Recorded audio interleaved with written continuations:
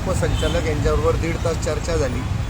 1.5 तासात ते उत्तम फुटबॉल प्लेयर आहेत हे लक्षात आलं. त्यातल्या त्यात ते आळीमिळी गुपचिळी या तत्त्वाचं खूप चांगलं पालन करतात. त्यांच्या तोंडातनं शब्दही फुटत नाही. आमचे सगळ्यांचे कडक आवाज आहे, कर नाही त्याला डर कशाला.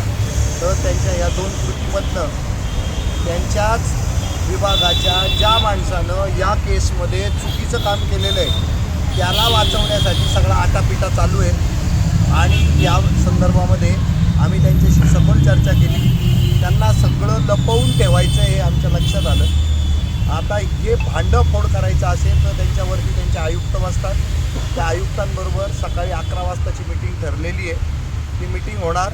त्याच्यानंतर उद्या 28 तारीख आहे, आत्मदहनाचा दिवस आहे. 11 वाजता यांच्या केसची चर्चा कुठपर्यंत चालते आणि काय न्याय पदरात पडतो त्याच्यावर 28 तारखेच्या आत्मदहनाचं जे आंदोलन आहे त्याची दिशा ठरते. तुम्ही राऊत परिवारांच्या प्रत्यक्ष जागा पाहिलेली आहे, स्पॉट व्हिजिट त्याला आपण म्हणूयात, की ती तुम्ही केलेली आहे. तुमच्या निदर्शनात नक्की काय आलं? काय आहे हे स्वतः आहेत ना, 3 लोक याच्यामध्ये काम करतायत. त्या 3 लोकांना आम्हाला उद्या धरायचं आहे. आम्ही त्यांच्या घरी हल्लाबोल करणार म्हणजे त्यांना जाऊन प्रश्न विचारणार. यांना काय अधिकार दिलेले आहेत खरे? वाद मिटवण्यासाठीचे अधिकार आहेत या कार्यालयाला, पण तसं घडलेलं नाही. वाद लावणारे म्हणून आहे ना हे अधिकारी आणि कर्मचारी सिद्ध होत आहेत, हे प्रूव्ह होतं इथे. आणि त्याच्यामुळं आज कागद जे बोलत आहेत ना त्याच्यातले 2-3 कागद खोटे तयार करण्यात आलेले आहेत. आणि त्याच्यासाठी आता आयुक्त उद्या सकाळी काय न्याय देतात हे. तुम्ही कागद हा शब्द आता वापरलात, पण या ठिकाणी असं समजतंय की ज्या कार्यालयामध्ये तुम्ही गेलेला होतात त्या कार्यालयामध्ये तुम्हाला असं सांगण्यात आलेलं होतं की या ठिकाणी मी काही निर्णय घेऊ शकत नाही आणि स्पॉटवरती येऊनही मी निर्णय देऊ शकत नाही. मग याचा निर्णय नक्की देणार कोण? आळी मिळी गुपचिडी झाकली मूठ 1.25 लाखाची.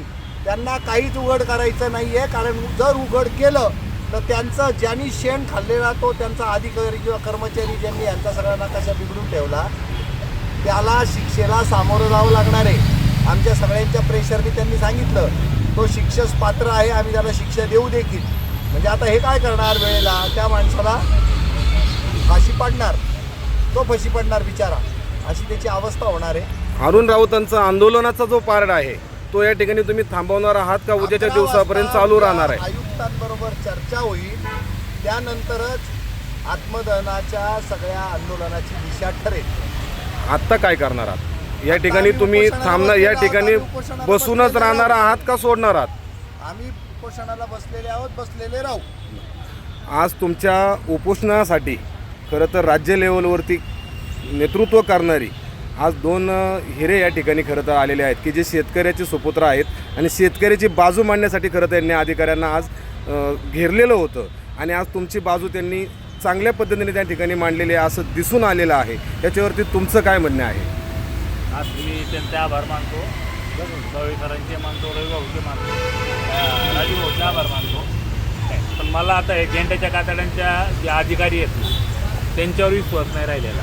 आता उद्या सर म्हणले किंवा राजू भाऊ म्हणतात की उद्या 11 वाजेपर्यंत बघू. मी त्यांचा नाही हे काय करत, पण मी महाराष्ट्राला एक संदेश देतो की मला जर उद्या त्या 2006च्या प्रमाणे त्यांच्या मोजणीप्रमाणे त्यांनी निकाल नाही दिला तर मी उद्या आत्मदहन करणार.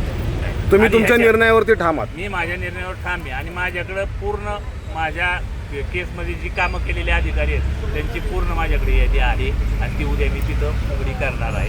त्याच्यावर लावलेलीच आहे ती यादी, त्याच्यावर तुम्ही कॅमेरे फिरवा. ही जी यादी लावलेली ती पूर्ण माझी सुरुवातीपासून शेवटपर्यंत अधिकाऱ्यांनी जे चुका केलेल्या आहेत ती अधिकारी आहेत. कोर्ट कमिशनवर तो एक मोजणी करता येत नाही. यांनी 3 मोजण्या केल्यात कोर्ट कमिशनवर, म्हणजे ती कुठलीच त्यांची चुकी नाही. पण आम्हाला चुकीचं ठरवतात. तर आम्ही चुकीचं ठरण्यापेक्षा आम्ही आत्मदहन केलेलं बरं ना. कशाला जगायचं? न्यायच नसेल मिळत, जर न्यायच नसेल मिळत, सरकारी कागदावर जर न्याय मिळत नसेल मिळत, त्यांचीच कागद जर ते चुकीची ठरवित असतील तर काय करायचे जबून? काय करायचे? सरकार एकीकडं पळते, प्रशासन एकीकडं पळते. शेतकऱ्या बाजारात समजा हे आहेत. रविभाऊ उद्या समजा काय डिसिजन घेतील, आता राजू भाऊनी भावे सरांनी जे डिसिजन घेतले नाही त्यांना तुलली तर मी माझं आत्मदहन करणार आहे ते उद्या. काय खरं पाहिलं तर आज या ठिकाणी उपस्थित असणारे सर्व परिवार आहे राऊत परिवार राज्य लेवलवरती संघटनेच्या शेतकरी संघटनेवरती काम करणारी मान्यवर या ठिकाणी उपस्थित आहेत आणि या ठिकाणी भावे सर असतील आणि कसबे सरांच्या विनंतीला मान देऊन खरं तर ते आज या ठिकाणी बाहेर आलेले आहेत. खरं त्या आतमध्येच आज त्यांचा एक वेगळा पावित्रा होता हे पाहायला या ठिकाणी मिळालेलं आहे. परंतु दोन शेतकरी संघटनेच्या नेत्यांच्या विनंतीला मान देऊन राऊत परिवाराला योग्य तो न्याय मिळाला नाही तर राऊत परिवाराचे अरुण भिकोबा राऊत हे मात्र आत्मदहन करणार या निर्णयावरती ते या ठिकाणी ठाम आहेत. कॅमेरामन हरीश म्हात्रेसह संपादक कुप्पू कंदारे, माय मराठी.